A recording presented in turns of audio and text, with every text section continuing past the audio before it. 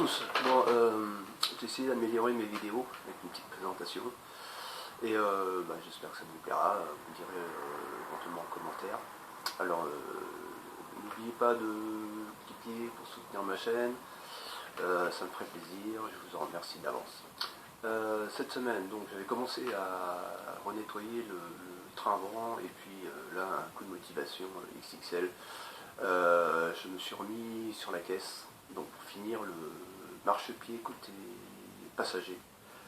J'ai pas mal avancé, j'espère avoir fini la semaine prochaine avec le marchepied, les raccords avec les ailes et la reprise du fond de plancher côté passager.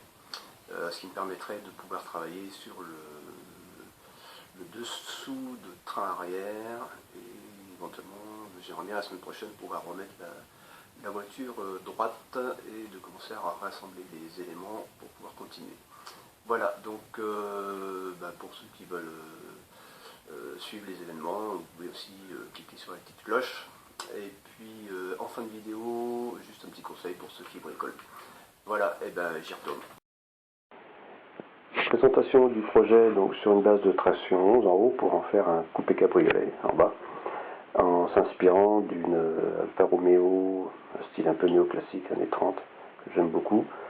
Et donc à partir de là, j'ai modifié une petite maquette Burago qu'un ami m'a donné un 24e pour voir un petit peu le projet, plutôt en 3D, voilà.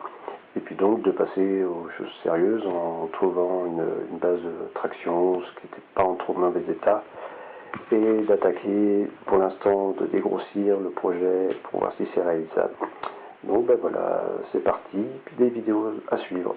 Là, je suis en train de repartir pour terminer la partie châssis côté passager. Voilà, il y a un peu de boulot. Alors ça, c'est pas ce qui m'inquiète le plus au niveau de la carrosserie. Le gros truc, c'était de reprendre la partie existante comme celle-ci, qui n'est pas trop abîmée, pour y remettre donc des profils comme j'avais fait l'autre côté. Donc de réinsérer dedans un nouveau profil qui va reprendre aussi avec une autre cornière qui va reprendre le plancher. Donc ça, voilà, il fait pas trop mauvais cet après-midi. Je vais reprendre tout ça. Donc ça, des pièces de carrosserie comme ça, bon, ça m'inquiète pas. Le plus gros morceau, c'était vraiment pourri. C'était cette partie-là. Là, c'est de la carrosserie, c'est de la tôle, ça va. Quand je vais avoir fait ça, je serai assez content parce qu'il me restera le bout de plancher à faire. Mais bon, si vous regardez les vidéos, je vous remettrai un lien sur ma mouleuse pour faire reprendre exactement l'entrée des planchers comme j'ai fait ici. Voilà, donc ça, si je peux m'y tenir pendant 2-3 jours, ça serait bien. Donc voilà, la pièce est soudée. Je l'ai coupée à un moment parce que j'avais un cintre. Mais c'était pas énorme, mais bon, je préférais la couper. De toute façon, après, je viens remasquer tout ça par-dessus avec le cutter. Et là, pour rattraper le bord, avec ce qui sera le marchepied, donc je plie la tôle, à peu près à peine 1 cm, et l'autre viendra en dessous. Donc je vais ressouder ici plutôt que de souder dans l'angle. Et après, je rattrape à l'étain la différence d'épaisseur. Donc là, je suis en train de faire tout le long en contre-pli. Je plie déjà à peu près à 45 degrés. Et puis après, je vais plier. Là, je suis en train de plier à l'équerre avec une pince. Là, et après, je vais reprendre tout ça au marteau de façon à ce que ça soit clean. Voilà. Là, j'ai plus qu'à finir toute la longueur. Voilà. Et puis, je crois que je vais arrêter puisque le soleil se couche. Ça va commencer à peler. Bon, voilà. J'ai refait la cornière basse, donc celle qui va recevoir ensuite le marchepied avec une pièce pliée plus la pièce arrondie qui va revenir sur ce pli. Donc là hier j'ai fait le pli pour le marchepied parce que j'ai dit que la tôle passait en dessous. Voilà, ça c'est fait. Et puis là il me reste le bout à terminer et refaire toute cette partie de tôlerie qui était pourrie. Voilà. Donc on est comme ça. Et donc là, je vais refaire ça avec une reprise sur cette pièce-là. Ici. Voilà, donc voilà, là il faut que je regarde comment c'était avant, je sais pas. J'ai coupé, j'ai essayé de refermer comme ça. Et puis a priori, le reste n'était pas repris dessus. Donc c'était le bout du châssis. Bon, j'ai regardé ça, j'ai regardé sur la doc comment c'est, les élongerons de châssis, jusqu'où ils vont.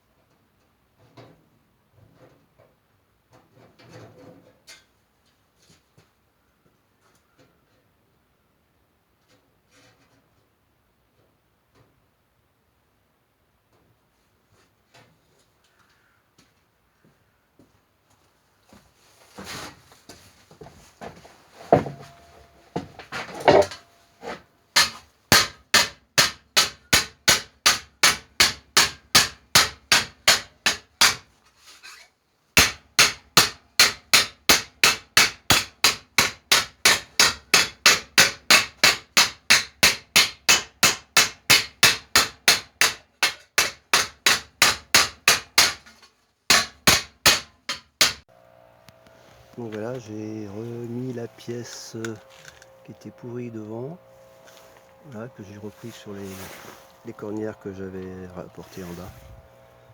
Donc j'ai reprotégé tout ça et là je vais rattaquer les premières pièces du marchepied que j'avais fait de l'autre côté, en bas ici. Donc avec le raccordement à l'aile avant et le raccordement à l'aile arrière. Donc là j'avais mis une mousse, ça m'a un peu dégueulassé, mais voilà. Donc là il faut que je refasse ces pièces là et cette pièce dessus avec un contre-pli et en dessous il y a une autre pièce arrondie qui rejoint la cornière du châssis que j'ai là. Donc là je pars tout droit avec un contre-pli et après il y a une pièce bombée avec un contre-pli qui vient se reprendre là-dessus. Donc du coup, ça renforce tout et ensuite il faudra que je reprenne tout le plancher sur cette cornière là. Toutes les parties qui sont mauvaises et ça sera une autre étape. Donc là je m'apprête à positionner donc, la tôle qui va servir de raccordement entre le marchepied et l'aile arrière. Donc voilà, ça va venir